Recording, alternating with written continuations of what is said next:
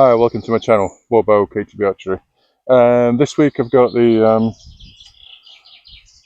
Daylite Majesty, £50, 53 inches. I bought this back in 2024 in May, June, so it's now officially 2 years old.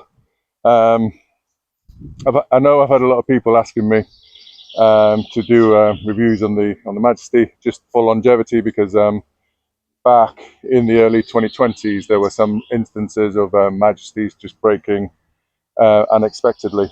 And when I bought this one, I was a bit kind of unsure as whether or not to get one. And the reports were about £60 and over that were breaking, so I deliberately bought this one as a 50-pounder. But I've had it now for 2 years. It's been my workhorse. Whenever it's raining or the weather is a bit iffy, and I don't want to bring anything that might get damaged, I always bring the Majesty out, and so far it's been really good for me. It's a nice weight, easy to pull. It's not. I don't find it stressful at all or anything. And the only complaints I have about it were basically the arrow pass. With a lot of these bows, the arrow passes are just soft leather and they just wear out very quickly. So I've replaced it with ray skin, and the ray skin is almost indestructible. So I recommend that. And I also put a proper jumpy on the zoom, because the original one had some sort of black fabric bandage, sticky bandage type covering. Not different to on the Monarch, there's suede or something that feels like suede. On the Majesty, it was just like a black fabric wrap, which felt slippy and hard. Whereas I put this jumpy, and it's could have got a nice grip and very secure. So I'm quite happy with how it performs at the moment. And my other complaint with it, this is the original 2-year string, was that it started to, I don't know if you can see it there, it has started to wear out. There's a bit sticking out, so I'm going to have to reserve this string. But other than that, the string has been great, no problems. Feels about a 20 strand, so it's much thinner than the other KTB strings that I get, which are like between a 28 and 32 strand, which creates problems with knots. But the Daylite bows all have kind of like quite small, thin strings, which are quite handy. So yeah, it's I really like this bow. Compared to the Monarch, the young Nyamgoja on this bow are quite small, quite petite, and it has quite a pronounced ridge. Whereas the Monarch has a flatter ridge. It seems to be wider and a bigger kind of a young Nyamgoja.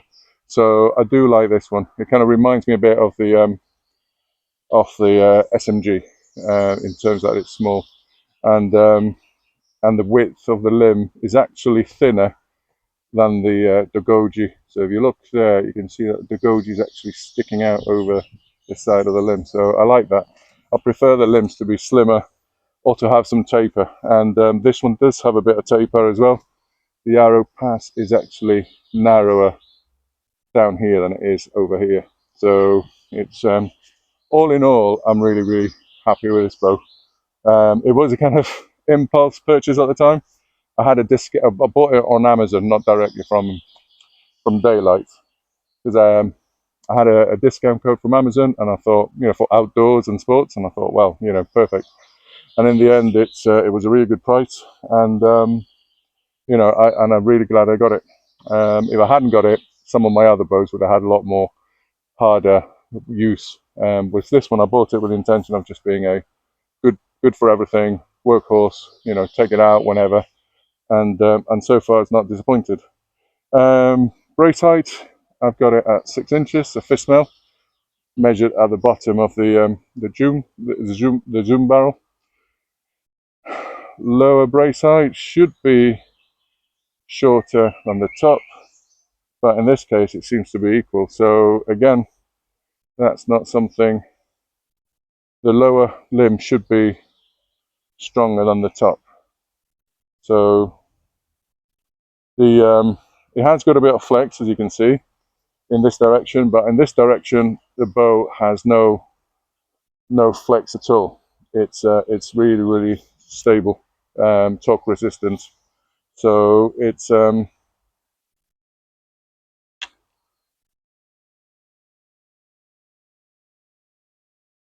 try again.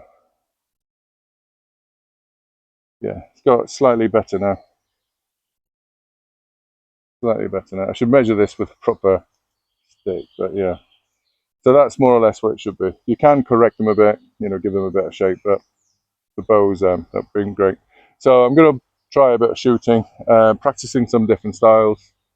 There's 3 styles I'm practicing. Bankaji, which is the short, snappy, minimum movement draw. Onkaji, which is the arms outstended. And then I've been watching some on YouTube, a lot of Korean shooters, and they have a very snappy follow through. So as soon as they release, it's like arms down. So I thought I want to try and explore that. It feels a bit uncertain because you're basically moving a lot before even the bow's finished. You know, the arrows even hit the target. But I'm going to give it a try and see how it feels. So just going to knock that down a bit because the ground's quite uneven here. So let's shoot from down here. That's, oh yeah. So that gives me a good arm span there on either side to demonstrate. So first one, we'll just do Bankaji as I normally do it.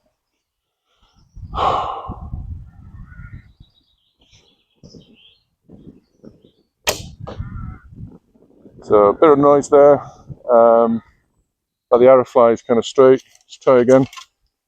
I think maybe do 3 of each for consistency. So for me, the trick with Bankaji is to start off with the right grip. So again, the right grip, 3 fingers, pinky, ring finger, middle finger, index going over the side of the bow so that you can keep it out of the way. So yeah, so almost sideways. And then this creates, as you release and push forward, it creates the natural torque for the bow. So try again, Bankaji.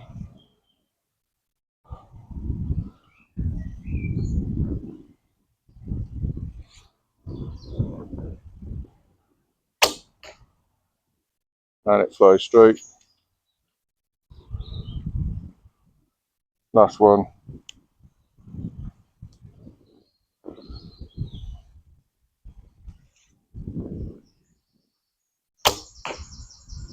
So no fuss. So let me try now on Kaji.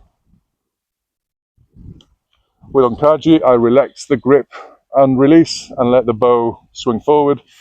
There's another variation where you forcefully move the hand forward, so I'll try that as well. And on release, you allow your back tension to just take over your hand. So you're pulling with your back.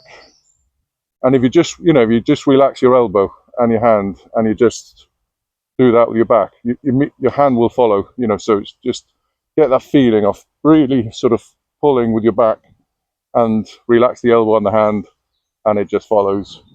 So it's not, you don't actually feel yourself moving the hand back, but it's just the, relaxing the body and just letting your back do the movement.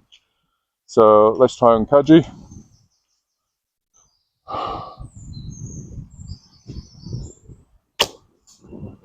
Oh, went a bit over. Try again. That's the thing, sometimes on Kaji there's extra movement that kind of affects the shots.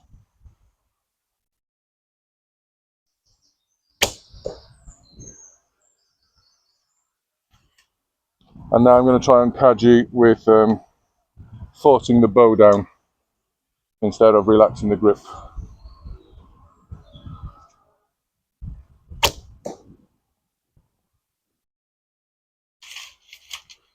And now let's try the third style. This is the quick recovery, and this can be mostly on Kaji, I think it is, because obviously with Bankaji you're kind of stopping, But with on Kaji, you're moving through.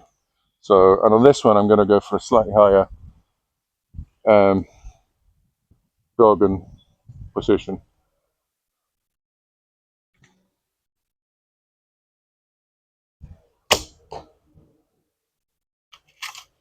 Try again.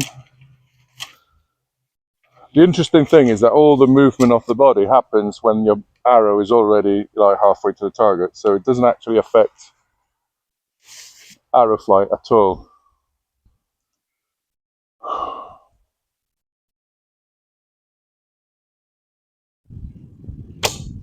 Oh, that did actually affect arrow flight, and it went a bit to the left. And last arrow. Oops. I'm hoping, I'm practicing to try and just make it neutral to the release.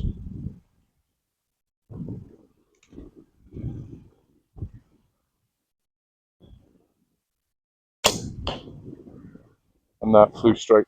So thanks for watching. Bye bye.